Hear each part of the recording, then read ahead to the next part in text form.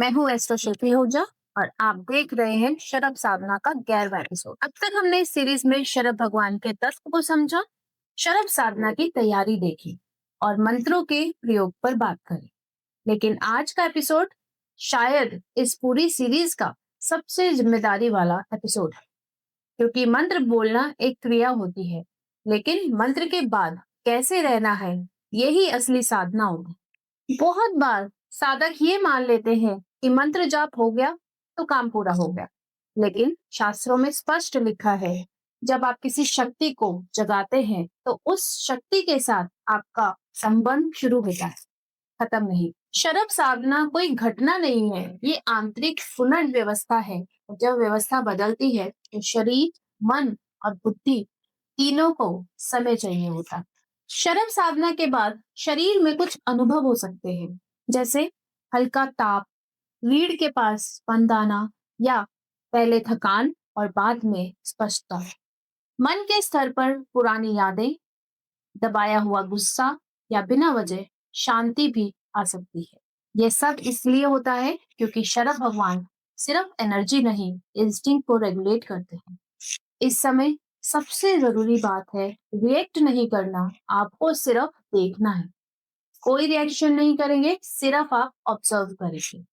अब हम आते हैं साधना के एक अत्यंत महत्वपूर्ण अंग पर, वो है प्रायश्चित। प्रायश्चित का मतलब गिल्ट नहीं होता, प्रायश्चित का मतलब इमोशनल डिस्प्ले नहीं होता। प्रायश्चित एक स्पष्ट, स्थिर और शांत सुधार होता है। गुरुजी ने मुझे एक बार स्पष्ट कही थी, प्रायश्चित में आंसू नहीं चाहिए, प्रायश्चित में स्पष्टता चाहिए। इसलिए प्रायश्चित हमेशा बैठकर, रीढ़ की हड्डी को सीधा रखकर और हृदय में अवेयरनेस के साथ किया जाता है।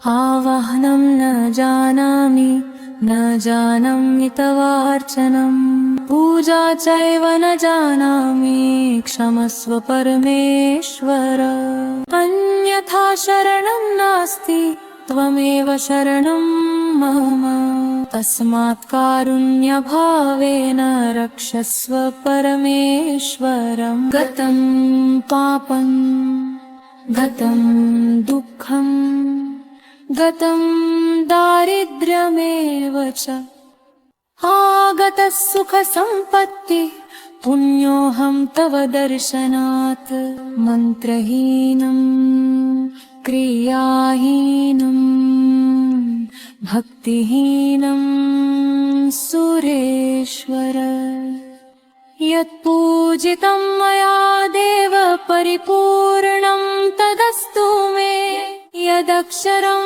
पदभ्रष्टं मात्राहीनं च यद्भवेत् तत्सर्वं क्षम्यतां देव प्रसीद परमेश्वर अपराधसहस्राणि क्रियन्ते हरनिशं मया दासोऽयमिति मां मत्वा क्षमस्व परमेश्वर त्वमेव माता च पिता त्वमेव बन्धु च सखा त्वमेव विद्या द्रविणं त्वमेव सर्वं मम देव काय वाचा मनसेन्द्रियैर्वा बुद्ध्यात्मना वा प्रकृते स्वभावात् करोमि यद्यत् सकलं परस्मै सर्वशिवाय इति समर्पयामि। ॐ भूर्भुवः स्वः भगवते सर्वशिवाय नमः। क्षमापण पूर्वकं प्रार्थना पूर्वकं नमस्कारान् समर्पयामि। इस प्रायश्चित का उद्देश्य गलती गिनाना नहीं, बल्कि साधना को पूर्ण और शुद्ध बनाना है। प्रायश्चित के बाद आता है पद्याज्ञा, यानी शक्ति का अर्पण। गुरुजी ने कहा था, शक्ति तुम्हारी नहीं होती, तुम सिर्फ उसके माध्यम हो। इसलिए जो भी अनुभव, जो भी फल या जो भी लगाव बना हो, सब शरद भगवान को अर्पित किया जाता है। यथा शक्ति पूजा समर्पितम। प्रायश्चित और पदयाज्ञा के बाद जो स्थिति आती है वही प्रज्ञा है। प्रज्ञा कोई मंत्र नहीं, प्रज्ञा एक जीवन अवस्था है। जब आप कम रिएक्ट करते हैं, जब आप अपनी इम्पल्सेस को पहचान पाते हैं, जब शक्ति के साथ विनम्रता बनी रहती है, समझ लीजिए शरब साधना अपना काम कर रही है। मैं यहाँ फिर से स्पष्ट कहना चाहती हूँ, शरब साधना बदला लेना नहीं है। शरब साधना बदला लेने के लिए कभी थी ही नहीं। ये साधना अंदर के अंधकार को रेगुलेट करती है, बाहर के शत्रु को नहीं। जहाँ प्रायश्चित नहीं होता, वहाँ तंत्र धीरे धीरे अहंकार बन जाता है।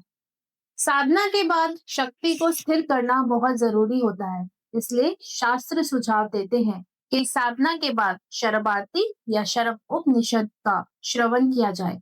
आरती हृदय को स्थिर करती है, उपनिषद बुद्धि को स्थिर करती है। दोनों के लिंक्स आपको डिस्क्रिप्शन में मिल जाएंगे। साधना के बाद नींद पूरी रखिए, पानी ज्यादा पीजिए, भोजन हल्का रखिए और अपने अनुभव को दूसरों से साझा करने से बचिए। यह समय अंदर के डाइजेशन का होता है। अगर आप शरब साधना को पूरी तरह से समझ के साथ जीना चाहते हैं, तो मेरी किताब डिकोडिंग शर्बा द लास्ट अवतार ऑफ शिवा इस पूरी जर्नी का दर्पण है। बुक के लिंक्स अमेज़न और फ्लिपकार्ट पर डिस्क्रिप्शन में उपलब्ध हैं। और अगर आप इस साधना को प्रॉपर गुरु परंपरा में सीखना चाहते हैं, तो एसएम तंत्र फाउंडेशन लेवल 1 उसकी सुरक्षित शुरुआत है। इस कोर्स की जानकारी भी डिस्क्रिप्शन में उपलब्ध है।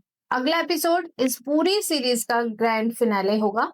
शरब और सूर्य, इनर हीट और रेगुलेशन और इस साधना का अंतिम फल, सब पर बात होगी। और उस एपिसोड के अंत में एक विशेष उपहार भी होगा। मैं हूँ एस्ट्रो शिल्पी आहूजा और ये था शरब साधना एपिसोड 11।